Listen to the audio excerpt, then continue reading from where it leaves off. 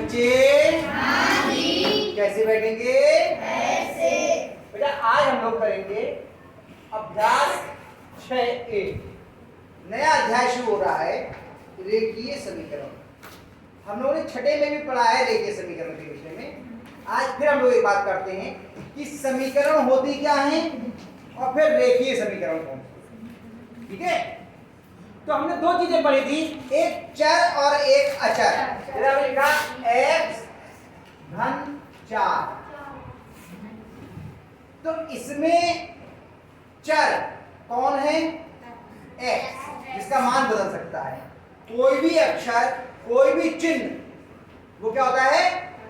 चर। और अचर कितना है? 4। ये अचर है, ये कहलाएगा व्यंजक। क्या है ये? व्यंजक। अगर हमें इस व्यंजक को ऐसे लिखा x धन 4 बराबर 15, तो जैसे ही इसमें बराबर का निशान लग गया, जैसे ही इसमें बराबर का निशान लग गया, तो ये दो चीजें हो सकती है, या तो ये समीकरण हो सकती है या फिर ये सर्व समीका हो सकती है। क्या हो सकती है? समीका।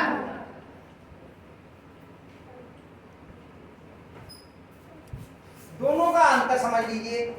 सर्व समीका कब होती है और समीकरण कब होती है? जब x के हर मान के लिए, x की वैल्यू कुछ भी रख दो, x का मान कुछ भी रख दो, बायां पक्ष और दायां पक्ष हमेशा बराबर आए, तब क्या होगी? वो सर्व समीका। और x के कुछ सीमित मानों के लिए, 1 मान के लिए, 2 मान के लिए, 3 मान के लिए, 4 मान के लिए, कुछ सीमित मानों के लिए ये बात सच हो, बाकी के लिए सत्य ना हो, तभी क्या कहलाएगी? समीकरण। जैसे यहाँ पे x का मान 1 हो, तो इसका मान कितना हो जाएगा? ये 1 है, तो 1 और 4 कितने हो गए? 5। क्या ये इसके बराबर है? नहीं। तो क्या ये सर्व समीका हुई? क्या हो गई ये? ठीक है, समीकरण बात समझ आ गई? जैसे हम लिखते हैं y प्लस 5 बराबर 6। अब हमने लिखा y का मान यहाँ पे मान लो 1 है, तो ये कितना हो गया? 6। और ये कितना है? 6। तो बराबर आ गए। तो बताओ ये सर्व समीका हुई है समीकरण? समीकरण नहीं हुई सर्व समीकरण। अब हमने एक ही पे तो चेक किया है, किसी और मान पे भी देखें, कम से कम 3 पे तो चेक करें। अगर y का मान 2 रखो, कितना हो गया इधर का? 7। इसके बराबर है? नहीं। तो सर्व समीका है या समीकरण? समीकरण। तो जब y के हर मान के लिए सही होगा, तब क्या होगा? ये सर्व समीकरण। और y के किसी एकाध मान के लिए सही है, तब क्या कहलाएगा? ये समीकरण। बात समझ में आ रही है? जब चर का कोई भी मान रखें और दोनों पक्ष आपस में बराबर हो, तब वो क्या होती है? समीकरण। नहीं, सर्व समीका। और y के कुछ सीमित मानों के लिए सही हो, तो क्या होगा? वो समीकरण। अब समीकरण तो समझ में आ गया, लेकिन इसमें एक शब्द और लिखा है। क्या लिखा है? रेखीय। तो अगर चर जो है, इसकी घात कितनी है यहाँ पर? घात कितनी? 1। जब कोई घात नहीं होती तो कितनी घात होती है? 1। यहाँ पे घात कितनी है? 1। अगर चर की घात 1 है, कितनी है? 1। तो उसको हम क्या बोलते हैं? रेखीय। क्या कहते हैं? रेखीय। तो ये कैसी समीकरण है? रेखीय। अगर ये होता x से घात 2 धन 5 बराबर 11, अब बताओ ये रेखीय समीकरण है या फिर नहीं? क्यों? क्योंकि यहाँ पे x पे घात कितनी है? 2। तो ये रेखीय समीकरण नहीं है, ये द्विघात समीकरण है। वो भी हमें पढ़नी नहीं है, लेकिन ये आपकी रेखीय समीकरण नहीं है। तो रेखीय समीकरण होने की कंडीशन क्या है? घात कितनी होनी चाहिए? चलिए, तो आपको ये बात समझ में आ गई रेखीय समीकरण क्या होता है। अब हम लोग सीखेंगे रेखीय समीकरणों को हल कैसे। तो हल करने का मतलब क्या है, पहले ये समझ लीजिए। इनमें से कोई भी बात उदाहरण लायक मुझे नहीं लगता कि बहुत अनिवार्य चीज उदाहरना पड़े, ऐसे ही समझने याद हो जाएगी। अगर हम कहते हैं जो हम लिखिए x प्लस 4 बराबर 12, ये एक रेखीय समीकरण है या नहीं है? इसे हल करना है, तो इसे हल करने का मतलब क्या है? क्या कहना चाह रहे हैं इसे हल करो? इसका मतलब ये है कि इसमें जो चर है उसका मान बताइए, उसका मान कितना है।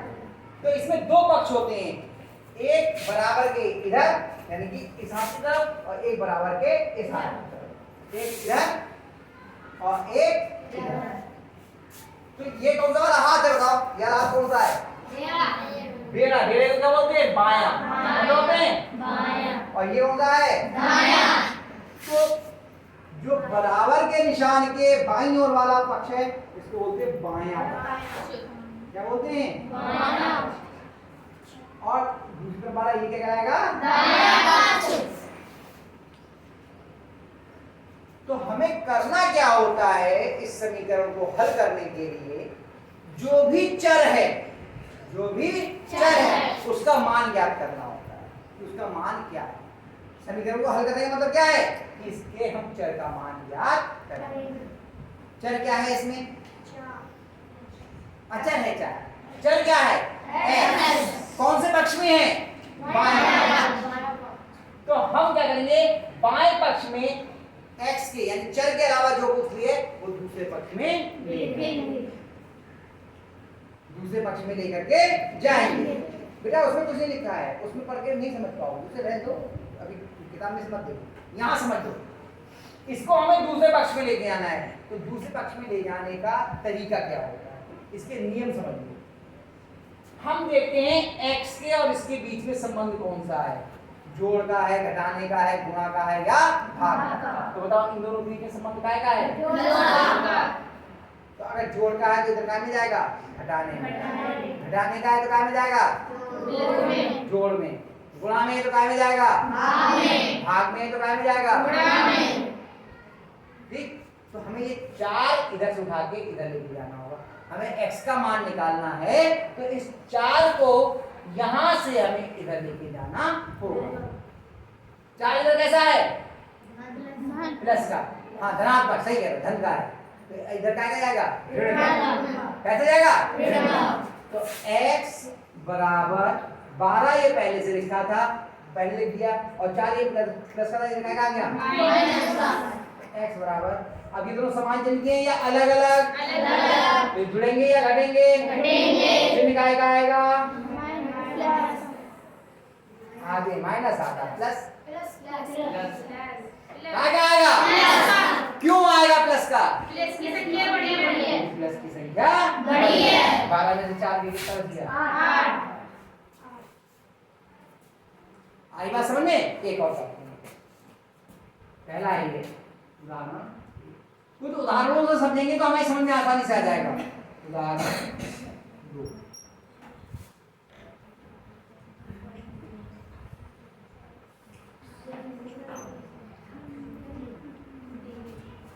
x माइनस 3 बराबर 7। अब 3 इधर कैसा है? प्लस का या माइनस का? माइनस का। इधर कैसा जाएगा? प्लस का। कैसा जाएगा? प्लस का। तो x अब 3 उधर चला गया तो इधर कुछ बचा नहीं, और बराबर 7, और ये प्लस का था वो माइनस का था, इधर प्लस का आ गया।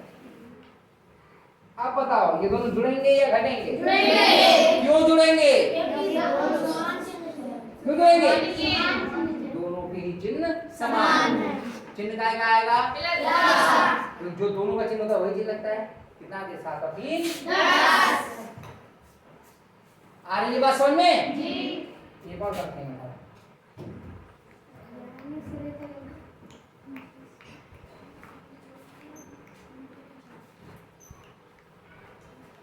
अब बताओ इसमें किसका मान निकालना है? x का। क्या का निकालना है? x का। तो x कौन से पक्ष में है? कौन से पक्ष में है? तो इधर जो उसके अलावा है उसको इधर लाना पड़ेगा। इधर x के अलावा और क्या है? 8। जो बाएं पक्ष में पहले से वो पहले लिख दिया 5। अब ये इधर काय का है? प्लस का या माइनस का? इधर कैसा आएगा? माइनस का।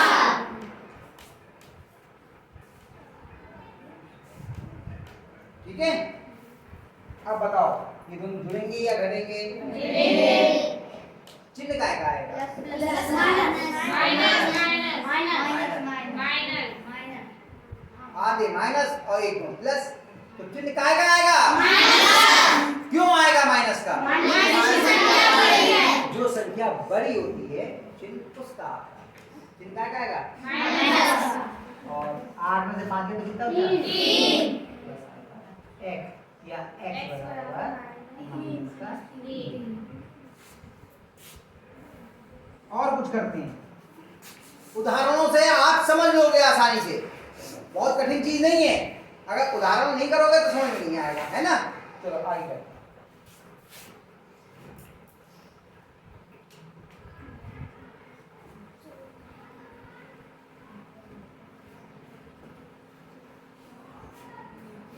अब मान किसका निकालना है? x कौन से पक्ष में है? बाएं पक्ष में। बाएं पक्ष में x के अलावा और कुछ भी है क्या? 4। तो 4 और x के बीच में क्या का चिन्ह है? प्लस। जब कोई चिन्ह नहीं होता है इस ऐसे केस में तो बीच में गुणा का चिन्ह क्या होता है? गुणा। तो 4 और x के बीच में क्या का चिन्ह है? गुणा। समझे? तो अब ये 4 इधर गुणा में इधर काय में जाएगा? x बराबर 12/4। x बराबर 4 एकम 4 4 3 12। आई बात समझ में? और क्या?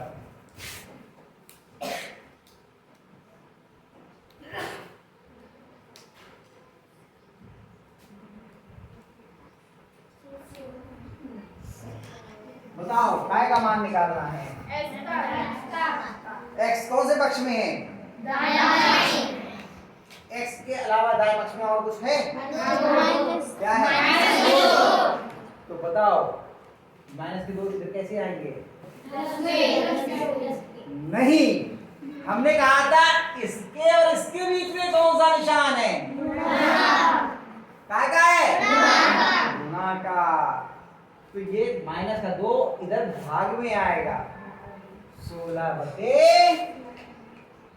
माइनस का 2, समझे? बराबर x। समझ रहे हो? अब इन दोनों का भाग धनात्मक आएगा या ऋणात्मक? ऋणात्मक। और 2 एकम 2 और 2 अट्ठे 16 माइनस का 8 बराबर x या x बराबर 8। आ रही है कि नहीं? आ रही है? कटाइए। चलो एक और करते हैं।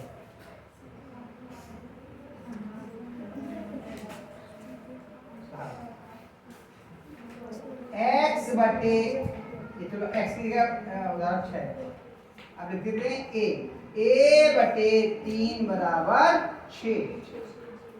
बताओ किसका मान निकालना है? a कौन से पक्ष में है? बाएं पक्ष में a के अलावा और कुछ है? बटे का मतलब भाग, इधर 3 बटे में उधर काय में जाएगा? काय में जाएगा? गुणा में। तो a बराबर 6 गुणा a बराबर 6 तिया 18। आगे समझ में? इतने भी हो गया। एक और उदाहरण कर दूं? एक आध आप समझ लो, कोई कमी ना रह जाए। एक और उदाहरण, केवल एक और उदाहरण बिल्कुल बात 5 माइनस m बराबर 12। बताओ किसका मान निकालना है? m कौन से पक्ष में है? किधर लेके? m बाएं पक्ष में m के अलावा और क्या है? 5 के पहले से निकालेगा है? हाँ, तो हम 5 को उधर लेके जाएंगे। तो बताओ कैसे जाएगा? माइनस में। और यहाँ पे जो m बचेगा ये माइनस का बचेगा। माइनस का m बराबर 12 माइनस 5। माइनस का m बराबर, और यहाँ पे प्लस का आएगा, 12 में से 5 के कितने थे? 7। और ये अब माइनस के 5 वो माइनस का m बराबर 7 आ गया। लेकिन हमें मान तो m का निकालना है, माइनस के m का थोड़ी निकालना है। बिल्कुल जब पूरा हल कर लेंगे तो इधर का भी चिन्ह बदल देंगे, तो इधर का भी चिन्ह बदल देंगे। m बराबर कितना आ जाएगा? कितने बच्चों के ये सवाल समझ में आ गया? अभी इनको उतार लो, फिर मैं अभी आपको करने को दे रहा हूँ सवाल। निकालिए फिर।